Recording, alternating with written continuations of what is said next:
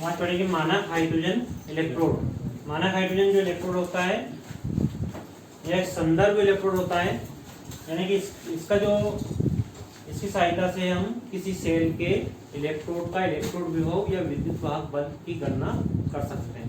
ठीक है, मानक हाइड्रोजन इलेक्ट्रोड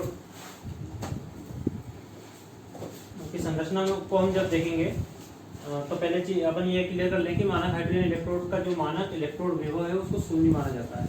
इसका मानक इलेक्ट्रोड विभव कितना होता है? शून्य। ठीक है, और इसकी सहायता से हम किसी अन्य इलेक्ट्रोड का इलेक्ट्रोड विभव ज्ञात कर लेते हैं।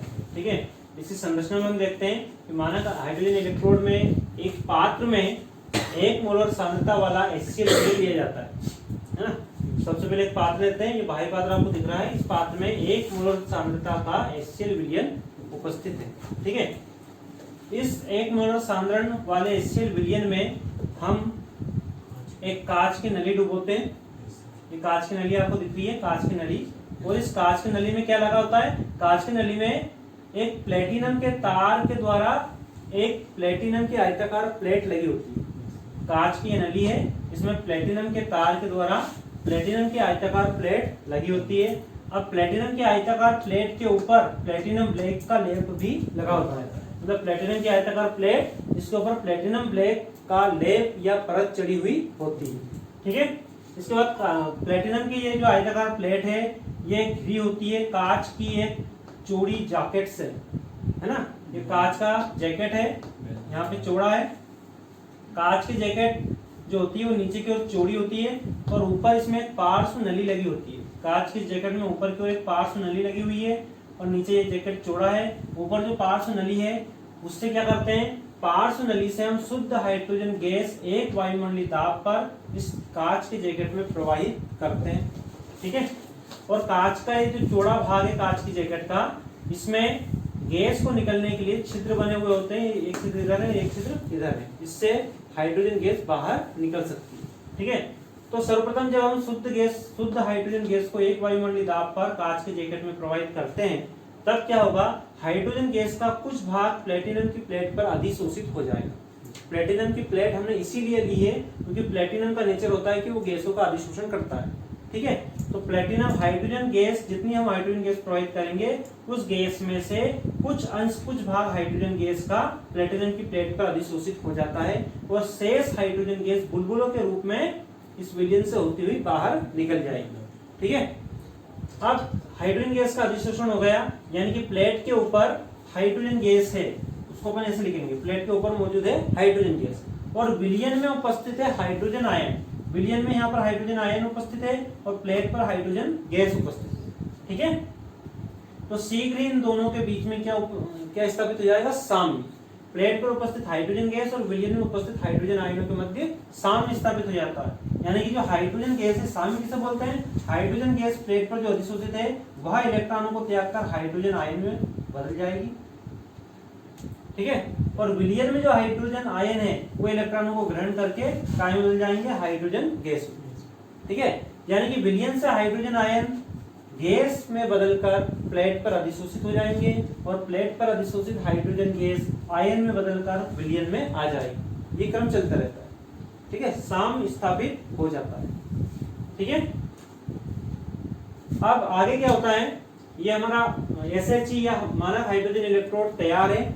इस इलेक्ट्रोड का उपयोग जब हम करते हैं तो ये दोनों की तरह ही वर्क करता है, एनोड की तरह भी और कैथोड की तरह। जब किसी सेल के एनोड से इस इलेक्ट्रोड को जोड़ा जाएगा तब यह कैथोड की भांति कार्य करेगा और किसी सेल के कैथोड से जब इसे जोड़ा जाएगा तब यह एनोड की तरह कार्य करेगा। ठीक है, मान लीजिए यहाँ पर कोई सेल है,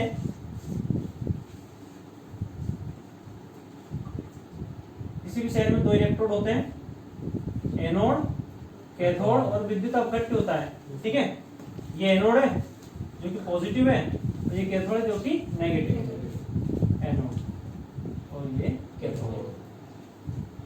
ठीक है, अब हमें इस सेल के एनोड का इलेक्ट्रोड विभव ज्ञात करना है। इस सेल के एनोड का विद्युत वाहक बल हमें ज्ञात करना है। तो ये ज्ञात करने के लिए हम क्या करेंगे? बीच में वोल्टामीटर लगा देंगे।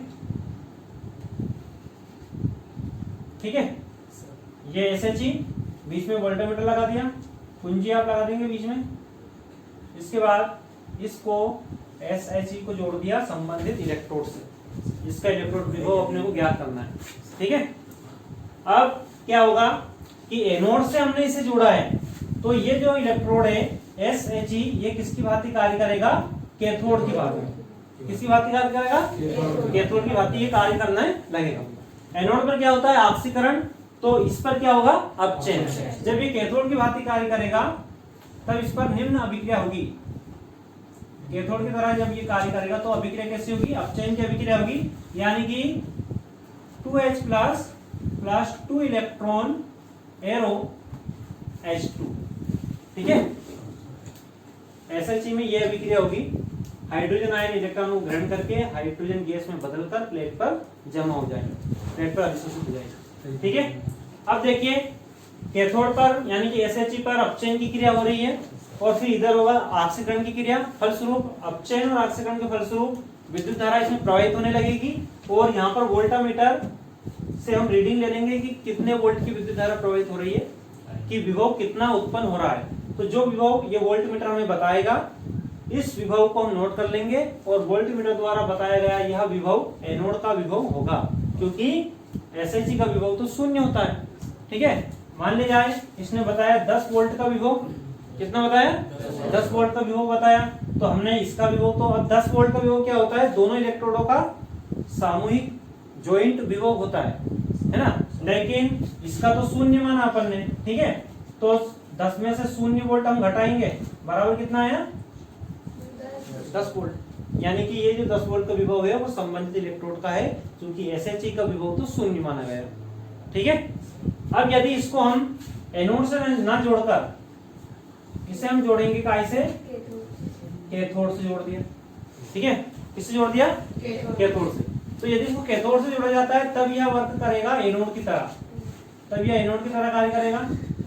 और जब यह एनोड की तरह कार्य करेगा तो इस पर निम्न अभिक्रिया होगी, इस रिएक्शन की उल्टी हो जाएगी अभिक्रिया। H2 arrow 2H plus 2 electron, यानी कि एनोड की तरह जब ये वर्क करेगा तो इलेक्ट्रॉन हाइड्रोजन गैस इलेक्ट्रॉन त्यागेगी और इस पर ऑक्सीकरण की क्रिया होने लगेगी। इस इलेक्ट्रोड पर ऑक्सीकरण की क्रिया होने लगेगी और कैथोड पर अपचयन की क्रिया होगी। और फिर ये जो वोल्टमीटर पाठ्यांक बताएगा उसे नोट करेंगे। बताया गया पाठ्यांक संबंधित इलेक्ट्रोड का होगा, बताया गया विभव संबंधित इलेक्ट्रोड का होगा, इलेक्ट्रोड विभव। समझ गए? चलिए।